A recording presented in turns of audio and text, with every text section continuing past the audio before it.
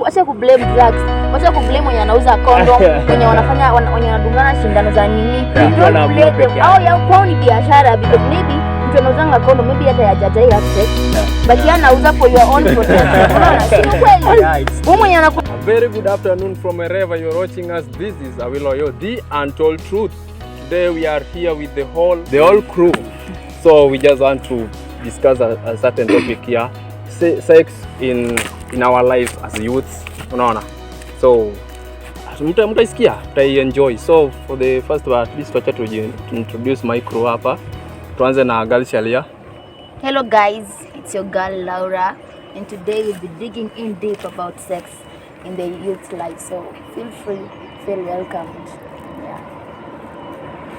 Wewe uko mwisho. Hello, my name is Cliff. Welcome to the talk. We're talking about the sex talk in a youth's life. This is something that most of the people wataki kuongelelea. But today we are going to be real, going to be open enough, and I hope you'll enjoy. Thank you. Hey guys, I'm Jesse aka Uncle. So if you are watching for the first time, kindly subscribe and don't judge. It's a talk and hope you enjoy. Okay, tukianza tu hivyo, tukianza tu wrap hapo. Clive, yeah. Utatuelezea hii kwanza what is sex first for those people who bado elewe kenye tunaongelea, at least ndio watu elewe tunaongelea nini. According to you, what is sex? It's okay. I mean, sex has a lot of definitions. Yeah. From first tunaweza anza from the one that is known, that is the intercourse between the male and the female. Yeah. Ama maybe wenye walisoma kidogo wanasema that is coitus, yeah. Joining, yenye kuna the female part and the male part coming together. Yeah. So and then biblically sex iko na a lot of definitions. Yeah. Yeah, unapata pia maybe that thinking of that process already you've done it. So unaona, so sex ni kitu wide.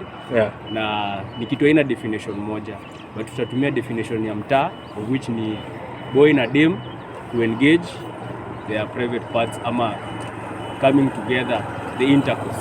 Yeah, that's the definition. Kuna mtu anaweza kuwa na definition nyingine na unafikiria the other way around. Wewe na on your side. On your side. On your side wewe unafikiriaje? Because me already niko content na Kenya Cliff amesema. I think to me when I understand, yeah, in the today's life, live alone biblically, sex, msee akisikia sex, I think it's an intercourse, yeah, between two opposite sex. Yeah. And now when the two of them comes together, they form something. Yeah. Maybe they can be able to form a baby, babies. And I think in that context of having sex, there are a lot of things that they do share in common. Yeah. And biblically, when you have sex with your opposite partner, there is something you do exchange. And that these are two zinaitwanga spirits. There's something you end up carrying maybe from that partner. Maybe wewe ni Mkristo and this person hajaokoka. Now when you two do that act, yeah, maybe the things that this person had mwenye anaishi kwa in the world anakuwa able kukupatia, as in hizo spirits zinaku affect. I don't know whether in Christianity what you have, your spiritual whatever, when you have sex with the other person, whether itakuwa able to affect. But I think you are a Christian, he's a person in the world, so the spirit that he or she has, yeah, itakuwa able to affect in a very different way. And that's why you end up finding that people wanna change a lot, maybe from Christianity to whatever. Yeah. True. So, but tukiangalia in the society right now, the way things are, you find that nowadays sex has no value. I don't know, me on my side, mimi ndio naiona hivyo, but according to my side, naonanga sex has no value. Unaona, sex has been something like something people just is like a normal routine. Unaona, I can come today, we do it. Unaona, something like that. And if you compare back maybe to our grandparents, there sex was something it was a gift. It was something I don't know I can describe it, but I think they took it like a serious thing, something when you do it in according, then it become a taboo. Yeah. Ama Jesse, namna gani? Yeah, it's like that. Yeah. Before niongee about hiyo, Yeah. there's more to sex cause nasikianga wanasema kuna sex texting. Yeah, So yeah. it doesn't matter. Si lazima like mkuwe intimate. Like unaweza sex text mtu then anaenda hapa na masturbate. So Yeah. hiyo pia naweza sema like it's like sex. Yeah. So kukuja like how sex is being misused. Yeah. Ni like in the olden days after harusi like after the traditional wedding watu walikuwa naenda na have sex, then if the person was not a virgin the wedding was to be dissolved. Yeah. But unlike this modern generation yenye like kupata virgin is inakaa a rare thing juu kila mtu ana engage in it. Yeah. I matter age, at a lower age, at a primary level watu wanaanza kufanya kwa choo nini. So sex ina lose meaning in this modern generation. So do you think that the way people are misusing sex, the way generation wamechukua sex, do you think that it can interfere with the future marriage, something like that? Yeah. Because unasikianga pia wanasemanga ati unafanya practice ndio ukiingianga pale unapata uko perfect. But do you think hiyo practice ni watu siku hizi we do it? Do you think it interfere with the future marriage?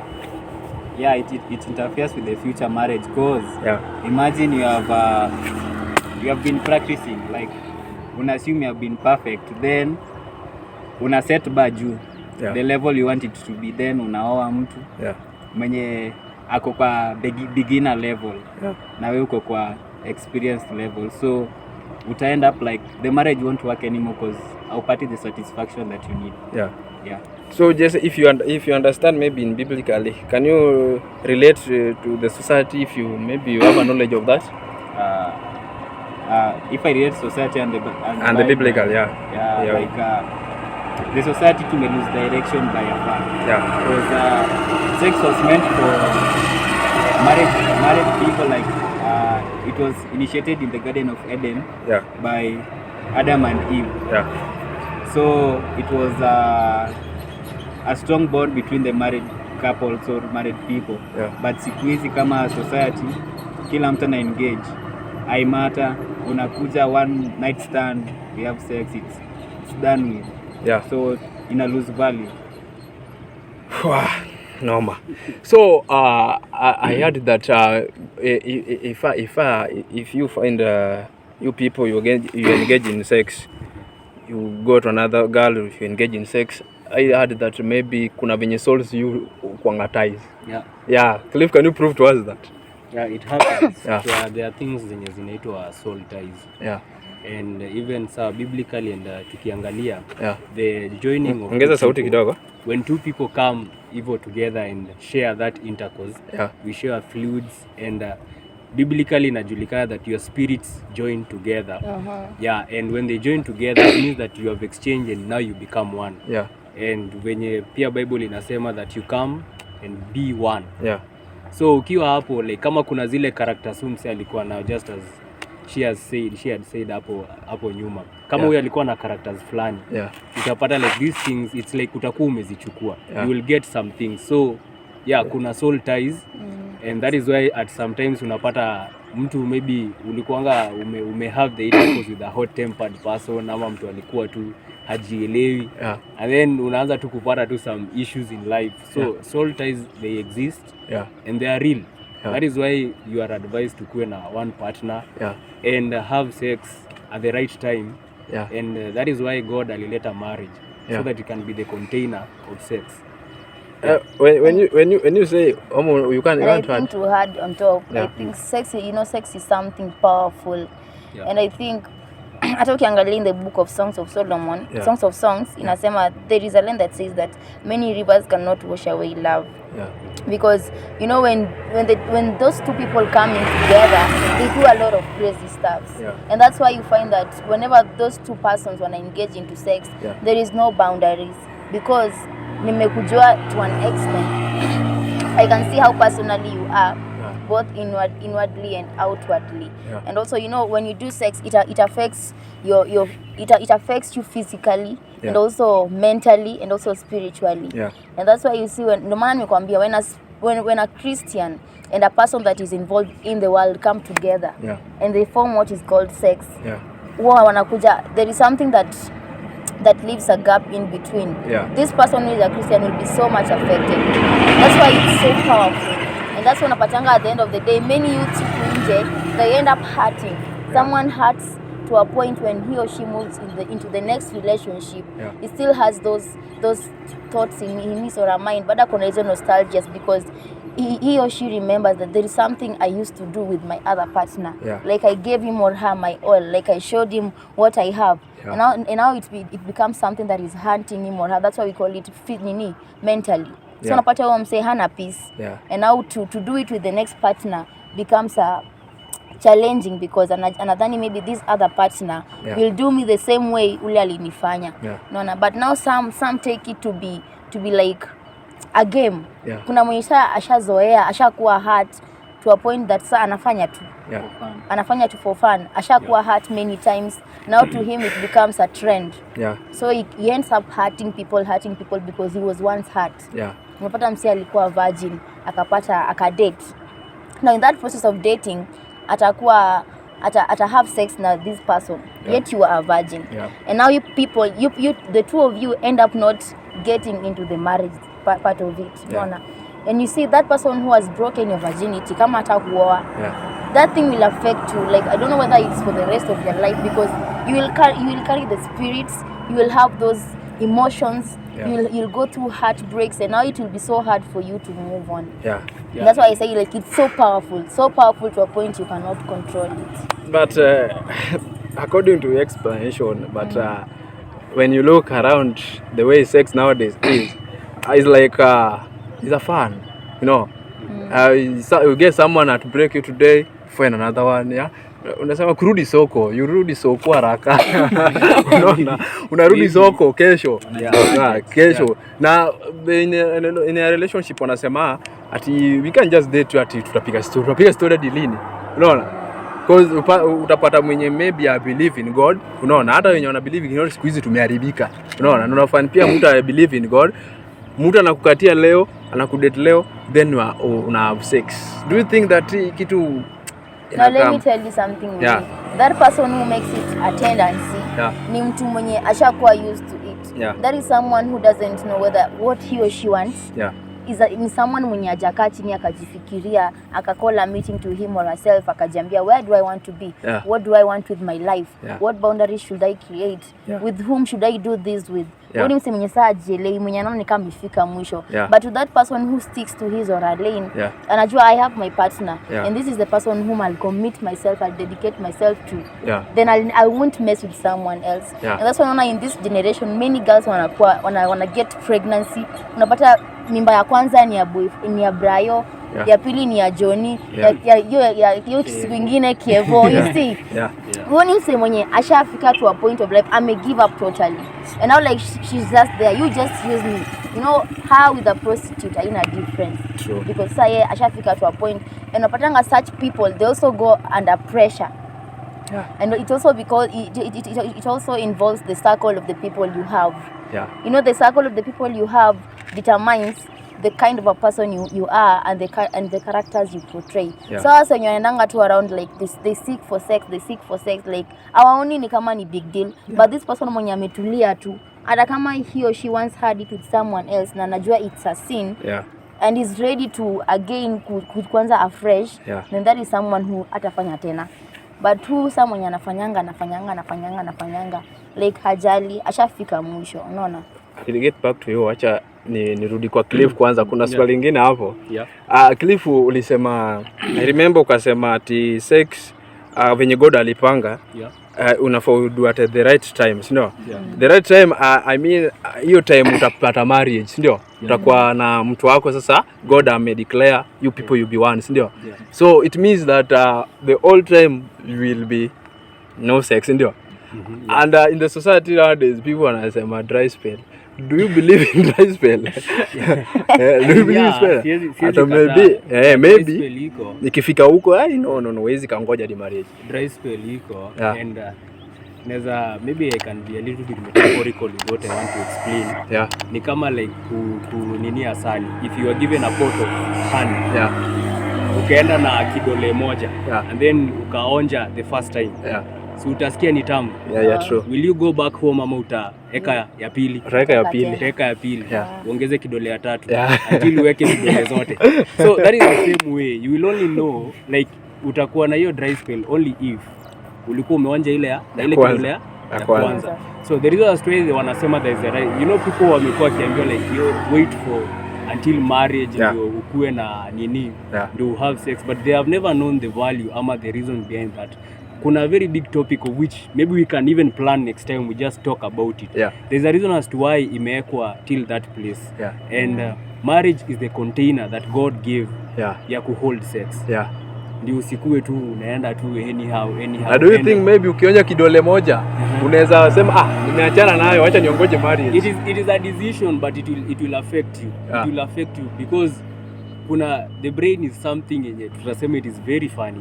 You can never forget. When amesema the nostalgia and everything, you will keep on remembering and all these occurrences, and hapo sasa ndio hizo vitu kama dry spells zinakuja, and then what you experience every day, the circle of people you have, the pressure and the society, what you see. Unajua siku hizi the society imekuwa perverse sana, even what we watch, what we listen, so these are triggers around you.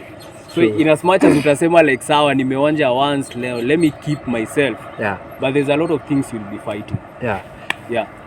Laura, you are here, maybe you can defend yourself, your gender to defend pia in another way. There's a issue huwa inakuanga that you find out that unapatanga watu nasema wana blame boy child wanatumia girl child, no, the same boy child pia wana blame girl child. No, nyinyi pia mmejiwachilia, pia nyinyi pia mnatutumia, no, in terms of sex. So which is which? Do you think that kuna gender nyingine ina nini inatumia wengine, ama ni kitu tu ni mentality tumeweka hivyo? Actually on my side I'm not here to defend any gender. Niko neutral because this thing happens to both sides. Unaona, I think unajua unaona sikia wanasemanga maneno ya watu wawili usiingilie. But now this is a boy and this is a girl. Wamekuja come together. What made them come together? It's love. Unaona, and at the end of the day mimi nasemanga like sisi ni my youth, and you know youth want to explore more. Msana semanga okay, nasikia mama mimi ndio semanga siji sex, siji ufanye sex only after ukishaolewa, you know. But unapata msana anakuwa na ile desire, kuna something inampush to a point he wants to like to do it now. Amecha kufikiria mambo na theory, now he wants to do it practically. Na venye tu my friend ya amesema, once you do it, it's like testing a honey. Once you do it, you want to do it again. Unaona, and some people I think they call it lust. And I think lust in a relationship is something toxic. Because now what the two of you think about is sex, and you don't get to think about what will come tomorrow. Unaona, so when they talk about purity boy child ndo wanaharibu girl child, wanalua girl child into sex, then to me I think it's wrong. Unaona, when the two people have it together, venye nakujanga mse ajui how you end up kutoa hizo manguo and you guys end up in bed haijulikanangi. You get pregnant, well and good. You don't get pregnant, well and good. And that's why saizi hadi kuna hizi mavitu zimekuwa included, some things to do with condom. Wasi wanaenda hadi wanadungwa mashindano. Unaona, it's because now to them imefika hiyo point like they just have to do it. Sex to them is a lifestyle. But kuna wengine they have control over it. Kuna mwingine afanyi tu sex like all the time. Kuna mwingine akona tu kuna maybe kuna some couples ama some dating youth wenye wamejipanga. Some use protection, some don't. And that's why unapata kuna mambo na HIV, wase wanakuwa affected na hizi maugonjwa. So I think mimi ukiniambia that I defend my side, I cannot do that. Because it's a personal decision. When me and you come together and we are dating, and we decide to have sex, it's something that we have sat down and discussed. Not unless you force me, and when you force me, it's like you're raping me. Now I call it rape. No. But when we do it, and at the end of the day I still call you babe and you call me honey, then it's something we've decided. But still at the end of the day, sasa nikichukua a pink paper and a blue paper and I glue them together. Now you time ninajaribu kuziachanisha.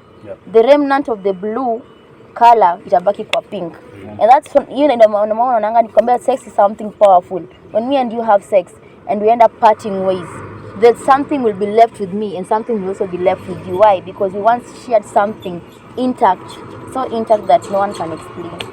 So ni kitu nye iko on both gender. Hakuna mambo sijui ati girl child ama boy child wanaonewa, hapana. It's a personal decision. When you decide and it happens, then you blame no one.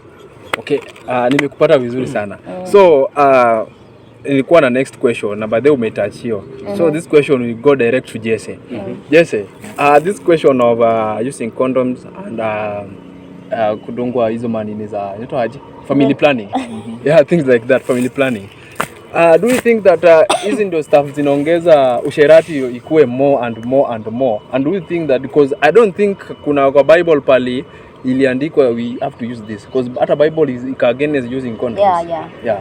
Can you explain to us that? I think shida ni society may lose because there is more to a relationship than sex. Yeah. Relationship yenyu ifai kwa based like the foundation of a relationship ifai kwa sex. Yeah. Because there is more you can do. Yeah. Ukiwa busy, hautafikiria sex. Like an idle mind, the devil's workshop. Like if I'm busy with my stuff, niko busy na shughulika. The sex sitakuwa nafikiria sex. Yeah. And the reason why hizo vitu zimekuwa introduced is like society isharibika. So they're just trying to jaribu kuifunika kiasi. Yeah. Like imagine ka society mzima kila dem ako na ball. Yeah. How will it be rated? So like the system and the government najaribu ku cover up. That's why we introduce katika condom, the dawa za kujidunga to prevent pregnancy. Yeah. But iko na long time effect in the end, because the more you use it, the more una interfere na system ya mwili yako juu mwili yako imekuwa processed like after a certain period for the girls wanna produce the eggs. So imagine ume prevent the process. So ita interfere na wewe. So like tunafaa kurudi back our grandparents au kukufa jua kufanya sex. Wali manage. And ndo kwa sababu marriage zao zimelast, but sisi tunaona like I can't live without sex. So hapo ndo penye shida iko, that's why hizo vitu zimekuwa introduced. But do you believe that do you believe that kama hii nini hii sana sana hii ya kuweka family planning, do you believe that hii ndio inaweza ongeza usherati sana? Yeah, definitely. Because okay, nimedungwa sitapeana. Yeah, definitely. Like niko sure siwezi pata ball. Because it means that sasa inamaanisha mayouth wagopangi ugonjwa, wanaogopa ball. Wanaogopa tu ball. Ugonjwa utameza dawa wa move on, wasambaze. Like their main aim is nipate, nisikufe nayo, nipatie mtu mwingine. Sasa after mtu mwingine amepata, anasema siwezi kufa peke yangu, acha nipatie nani.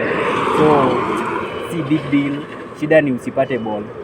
Kama usipatiane ball juu gharama ya uzazi watu wanaogopa. Okay. I think to add on top of what you say, ukiangalia hapa in the book of 1 Corinthians chapter 6 verse 18 nasema, flee from sexual immorality. All other sins a person commits are outside the body, but whoever sins sexually sins against their own body. Do you know when in this verse God communicate to the married couples, because he has allowed it biblically, he has allowed it that let it happen in marriage.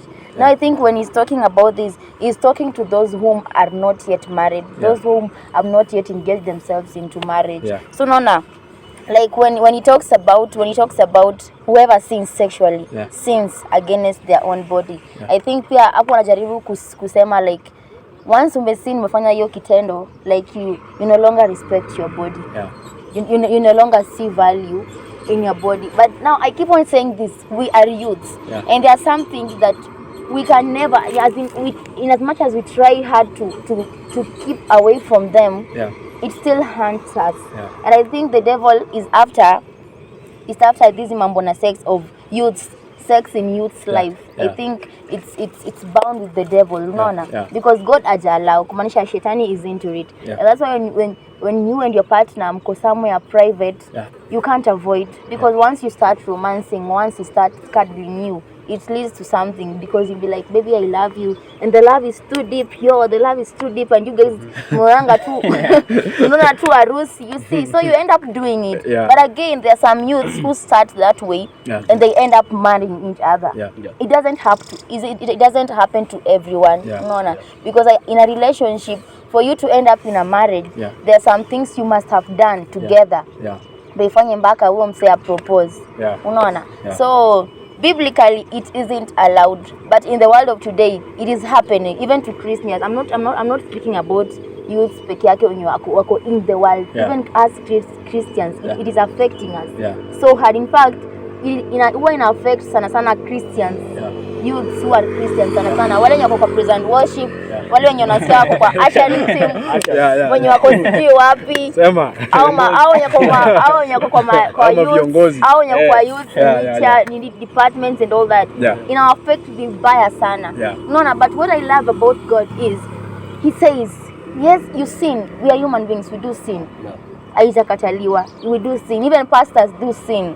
But once you present yourself to him as a living sacrifice, and you present everything that you've done to him, and you ask for forgiveness, and you do what he's supposed to do, and you talk to him, he's still ready to embrace you, because anasemanga, let all the children come to me. We are still children. Wewe si baba nani, mimi si mama nani. You see? So he's ready to embrace us together na bado atu accept. So it doesn't mean that once you may have sex, you are when you still hata ukijaribu kuokoka tena, there is nothing. Hapana. So do you think hapo kwa sin? Nime have sex today, kesho nikakuwa sex, nikaomba Mungu, God unajua elewa, God akaniforgive. Kesho mwingine hivyo. Do you think that this sin now inaka nini kwa God? Acha niseme something hapo. So kuna ile wanasema kurudia kosa ndio kosa. Hivyo ndo Waswahili wanasema. And then another thing here the Bible dictates is that when you do it knowingly. Sauti. Ukifanya kama unajua sasa hiyo ni kiburi sasa. Hiyo sasa si ati hiyo yenyewe na unajua yenyewe sasa ina ni makosa, but you still forgive. Now that you know you're taking advantage of the grace that is there. Na ile forgiveness iko hapo. But society wise kurudia kosa ndio kosa. Ukishajua makosa umefanya, you shouldn't repeat it. Alafu pia like umefanya kosa then umesamehewa then ukafanya kosa ukasamehewa like sasa inakuwa mtindo. Hauoni sasa kama makosa juu it's kitu yako. Let me tell you something, guys. God doesn't count the number of your sins. Because God ndiye anajua how faithful you are. Imagine you can go to him, maybe unajua time ulikuwa unafanya hiyo kitu, you are doing it with emotions, with feelings, like wewe unafanya ukijua I really love this person, I want to marry this girl, but maybe yeye akona otherwise, and you do it, and now you go to him and say, God, I know I did this, but I sincerely apologize. Ilifika to a point I couldn't me, I don't know, but again, tuangalie in the book of 1 John chapter 1 verse 9. God anasema, if we confess our sins, he is faithful and just and will forgive us our sins and purify us from all unrighteousness. So like he's ready to receive you, not unless you're not faithful with what you're saying to him. But if you're faithful, like from deep in God, I don't know, like God, I know it's a trend, I've been doing and doing. No maana unaanga mwizi anaibanga one full year, ataiba leo aende Mungu akinisamee sitaiba tena aende tena aibe. Unaona? But still God bado God anamshow favor. Unaona? So it doesn't matter the number of times you do it with whom you do it, but pia wewe itafika to a point utakaa chini jiangalia sema hey, this is too much. Hata kama God ananisamea, it is too much. I have to fika to a point I have to like drop all of this. Unaona? Because human beings do change. Me, I believe in change. Na change ki take place pia God anaona tu. Unaona? So hapo venye amesema.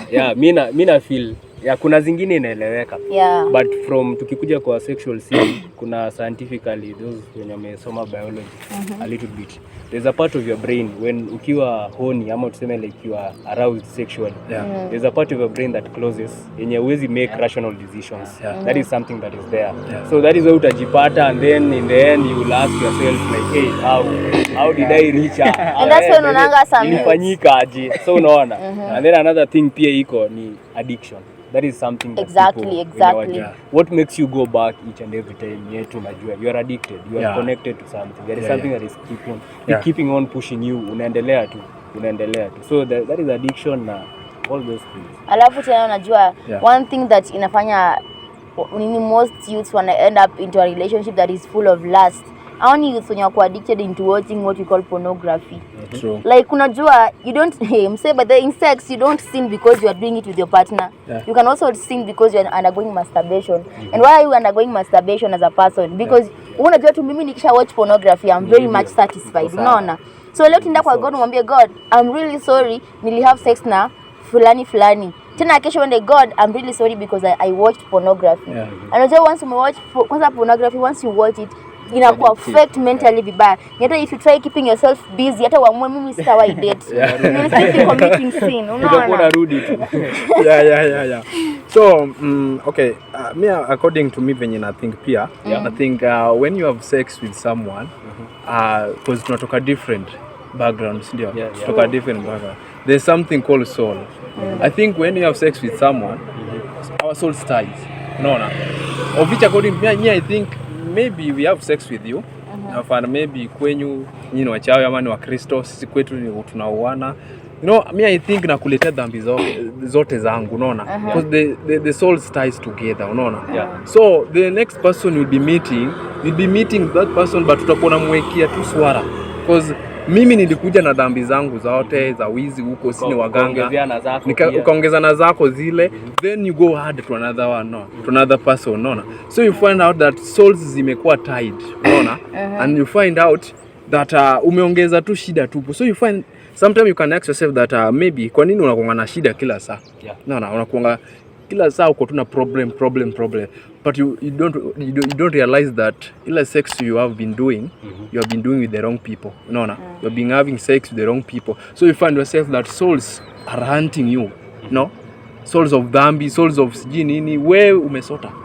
So sijika according to me sijika hiyo iko and that explains a lot of things. Yeah. Like one, why our relationships are not lasting. Yeah. Why our relationships are not quality. Yeah. Why we face some things like unasikianga tu wewe na unakuwa na bahati mbaya. Ushaona tu mtu wako na bahati mbaya. Yeah, and mimi siwezi sema watu walizaliwa na hizi vitu. These are things that you pick up on the way as you grow, as you move forward. Yeah. So ni vitu zenye ziko and it explains a lot. Mbona you are facing some problems. Siwezi sema shida zote zinatokana na we can't be that strict to sex and everything.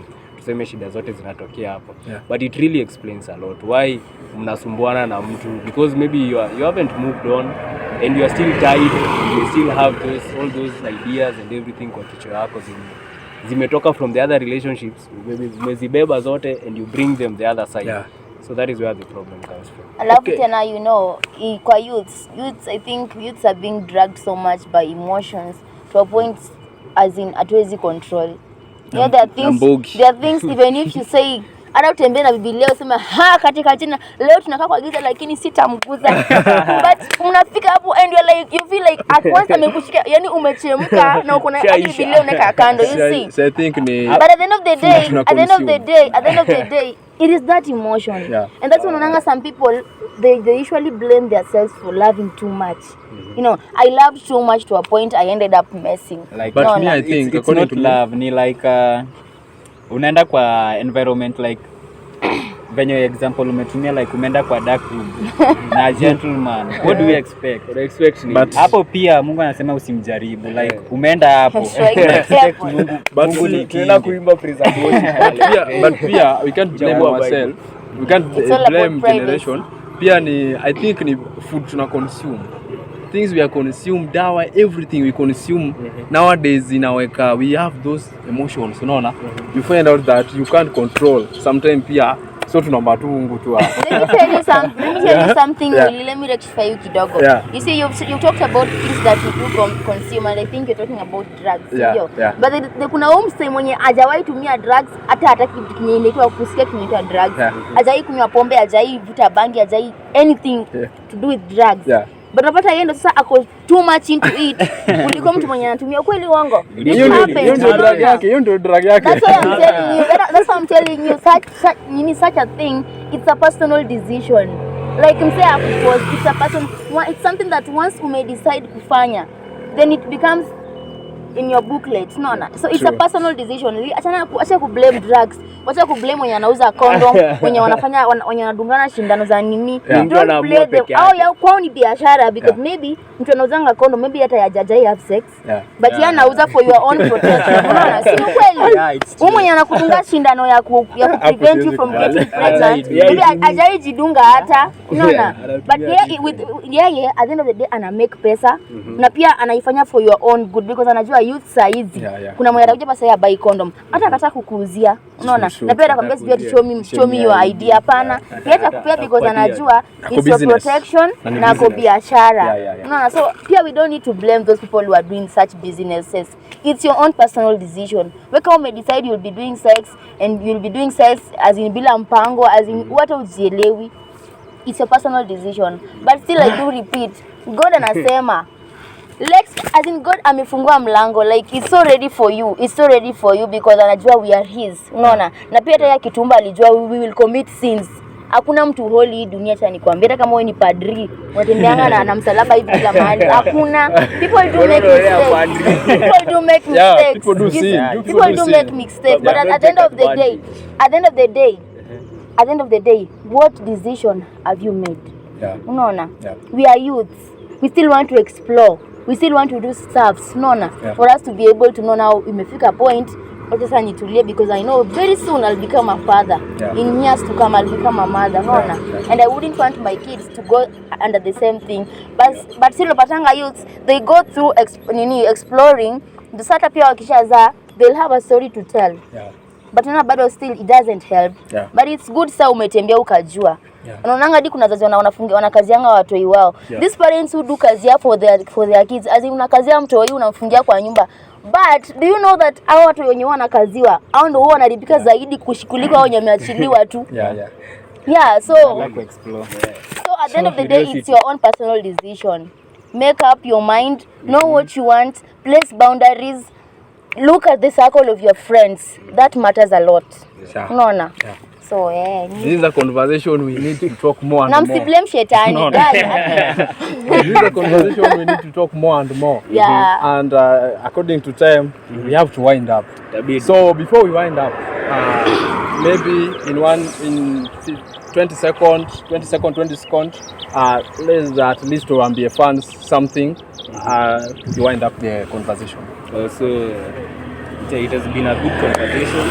Tunaweza waambia like subscribe, share, like, comment, support the channel, support the youth, because these are conversations that many youths hawataki kuongelelea, and we are here as the untold truth to speak about the truth that people don't want to talk about. So support us, join the channel, subscribe and share so that you can support each other. Asante. So guys, me what I can say, I've had a good time and I would really love to talk more and more about this because tuna experience a lot. Na pia msifikirie that tumerudishwa kutoka mbinguni tukatumwa hapa tuongee, hapana. Sisi tulizaliwa and we also go through challenges. Like we are youth, that's why tumekuja hapa because we've had experiences, we've gone through challenges. And I hope that wherever you are, you'll be able to share this video, talk to your friend, watch it together with your friends and let it become an impact in your life. And may you be able to make a personal decision for you to live a better life. Keep on watching, share, subscribe and wait for the next video. My final words are kuna hapo palipa comment section, like whatever you want us to discuss on the next set or on the next program, andika hapo chini ili saa si pia tuwa favor like to discuss kenye mnataka. So hapo kwa comment, make use of it.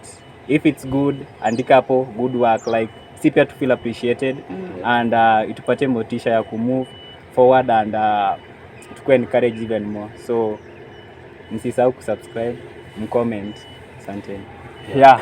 For me, tunasemanga, hata sisi tunaongea hapa, we are not angels and we always do sin each and every day. Hata saa hii inaweza toka hapa we sin, unaona? At the end of the day we ask for forgiveness, ndio? So kenye naweza waambia ni hivi, unaona, by the way, marriage, I think the sweetest of marriage ni ukiongoja ufeel hii marriage ni nini. But for now, if you have already enjoyed the marriage na bado hujakuwa one, manze, hata hiyo marriage unapata, ndio maana unapata watu wanasemanga Mpango wa kando. hakuna marriage ni bullshit, marriage ni scam, unaona? Yeah. So my friend, kindly just at least try to help yourself, ndio God pia kuhelp. Yeah, try to help yourself at least, tuangalie in future, tuangalie marriage yetu zikuwe safe. Hizo mpango za kando ziishe manze, unaona? Tumechoka kulea watoto nje ya ndoa manze. Atio manze, tuache hizi mayouth. So tafadhali, wacha tutengeneze future ikuwe bright. Wazazi wamemaliza yao, ni yetu, si ndio? So continue subscribing, comment there, share. Meet you next video. Mama na mina gani? God bless you. Bye. God bless you.